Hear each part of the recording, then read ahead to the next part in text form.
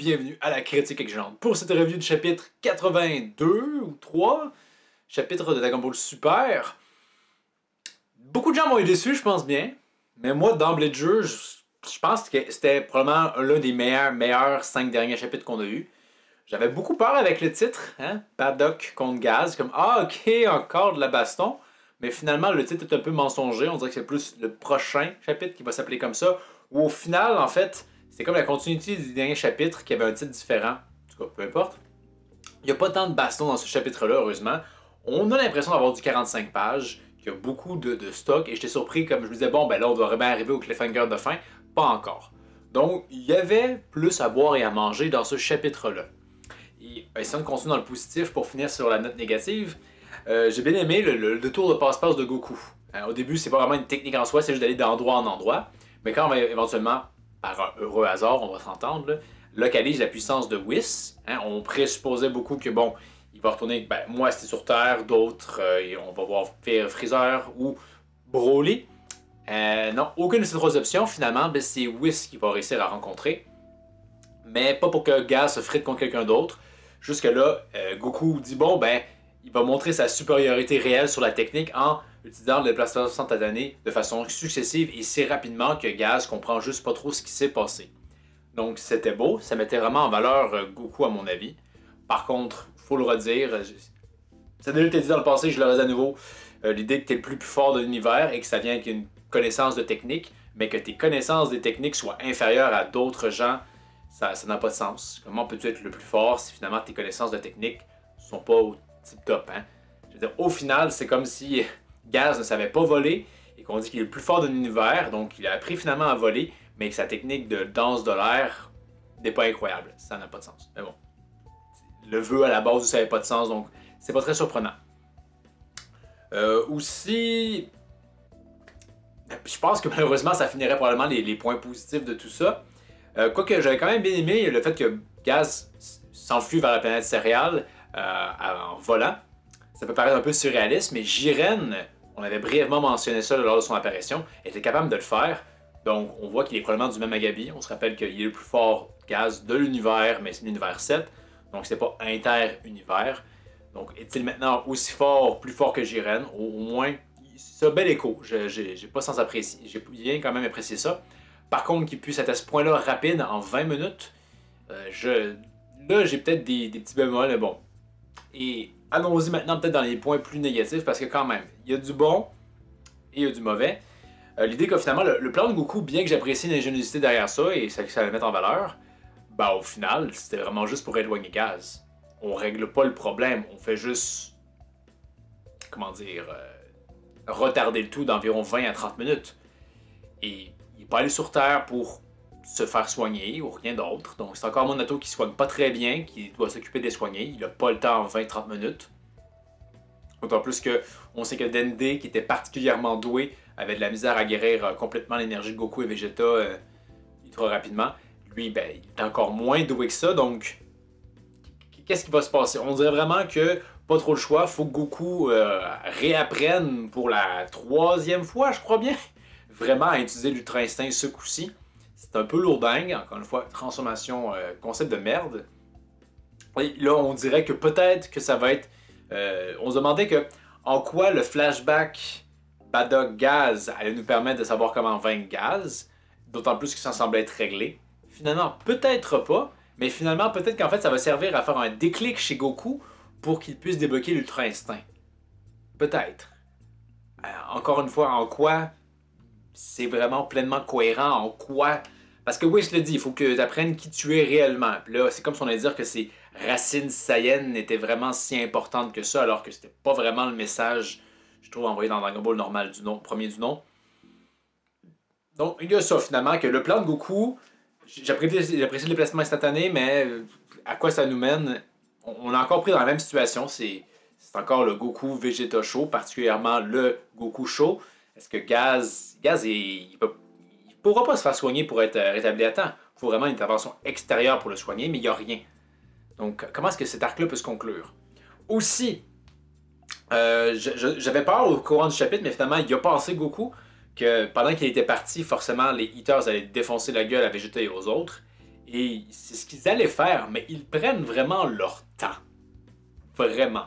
C'est pas si long que ça. Ils sont à côté de vous, là.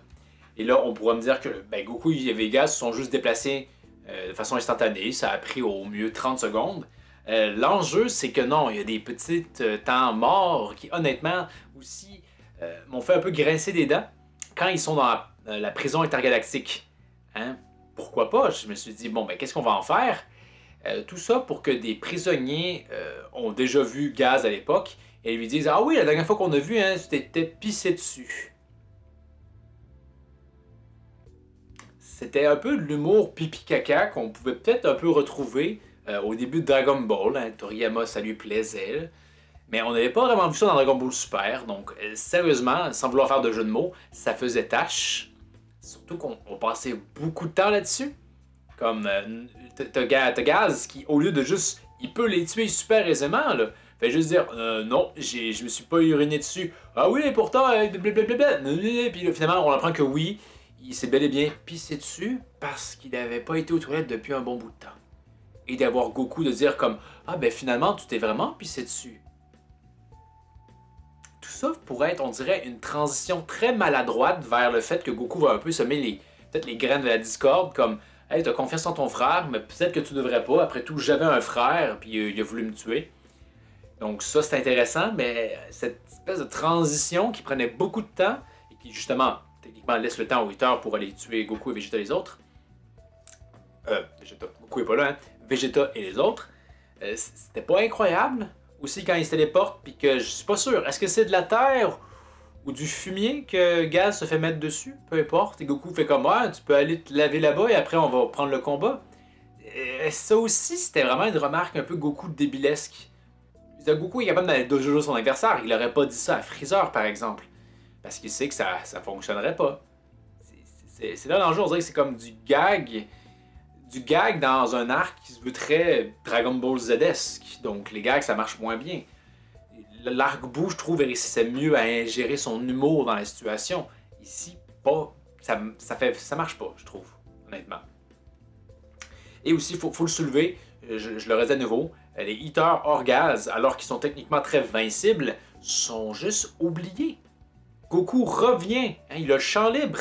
Et même que les deux hitters étaient sur le point d'attaquer Vegeta et les autres. Et ils en font rien. Les hitters font juste battre en retraite, et même pas tant en retraite que ça. Hein. Ils font juste s'éloigner un peu, puis se dire comme, bon ben, est-ce qu'on les rattaque à nouveau, mais en se transformant, puis Elec leur dit que non. Il n'y a pas Vegeta, quelqu'un qui... La décence d'esprit de dire, bon ben, on pourrait les assommer. Goku qui se dit, hey, j'ai été à la prison intergalactique, je pourrais les assommer. Et lui dire que comme, bon, ben, voilà des criminels, mettez-les en prison. Quelque chose, se disant que, bon, ben, Gaz, sans la présence de son frère, ben, il est moins dangereux parce qu'il est moins prompt à agir par lui-même. Mais il foutent rien. Ils font juste dire comme, hey, ces gens-là voulaient nous tuer, mais puisque maintenant nous sommes plus forts qu'eux, ça serait pas gentil de soit les éliminer ou de les assommer. C'était un problème dans Dragon Ball Super, on vient édulcorer le tout, mais pas tant parce qu'il y a des gens qui meurent, hein, on a tué Moro, donc pourquoi est-ce qu'on peut pas juste tuer ces personnages-là comme on a tué Doria à l'époque? Goku avait un petit peu hésitait à vouloir éliminer par exemple les Ginyu Force, mais encore une fois, je le répète, il y avait le retour de Freezer qui voulait être une leçon, comme quoi faut en finir quand c'est le temps, et de la même façon l'arc de Moro aussi, hein, qui était un rappel de cette leçon-là. Mais là encore, on épargne des personnages qui, dans le cas d'Elec, vont clairement dévoiler quelque chose qui fait en sorte qu'on aurait donc dû les éliminer à ce moment-là. Peut-être qu'en fait, Elec est super balèze et que justement, mais en même temps, pourquoi il attend Gaz s'il est hyper balèze? Donc, il y a ça qui vient de me chicoter, le fait que depuis un méchant bout de temps, le gang des Hitters qui sont faibles, il leur arrive rien. Vont-ils mourir? Ça serait un peu incohérent qu'ils ne soient pas déjà morts, mais qu'ils finalement meurent. Donc, il y a ça qui vient me chicoter. On peut revenir par exemple peut-être à un point positif. O'Mill fait un retour sous la forme de... Il peut être un petit robot. J'apprécie, mais je le redis encore. O'Mill a été présenté un peu comme un gadget pour Granola. Mais avec une propre personnalité. Et j'attendais qu'on développe cette relation-là, qu'on m'explique d'où est-ce que ça sort. Est-il quelque chose, un objet qui a été acheté? Est-ce que Granola l'a fabriqué? On n'en sait encore rien. Il demeure au statut de personnage gadget.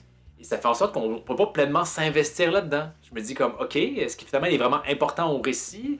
C'est quoi ses rêves, ses aspirations, etc. Est-ce qu'il y a quelque chose? On dirait qu'on va nous apprendre ça peut-être plus tard, mais c'est avant qu'il fallait le faire, honnêtement. Donc, je pense que ça conclurait mon avis sur le chapitre. Donc, il y a des bons moments, mais comme toujours dans Dragon Ball Super, il y a des moments de maladresse, et c'était même très gênant avec le passage avec toute l'urine, honnêtement. Donc, pour la suite des choses, je pense que là, pour beaucoup, hein, ça vous le dit, malheureusement, toujours pas de Broly, toujours pas d'autres personnages, on va devoir se contenter de ce qu'on a en ce moment.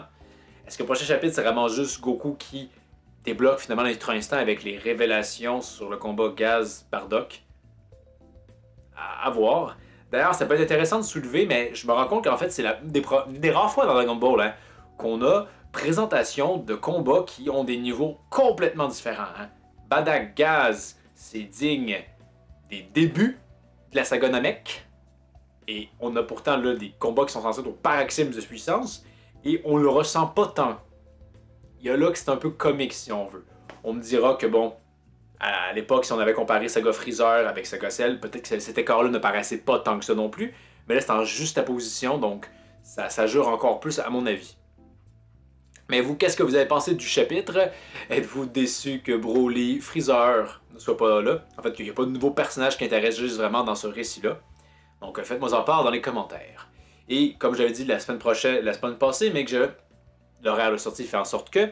Donc pour la prochaine critique exigeante, ça va être un top 5, seulement pour l'anime par contre, hein, des meilleurs combats de Genka Ashura, parce que c'est une série qui excelle dans la baston, mais il y a quand même des combats qui se démarquent plus particulièrement que les autres. Donc merci d'avoir regardé, n'hésitez pas à aimer, commenter, partager, vous abonner, et je vous dis à la prochaine critique exigeante.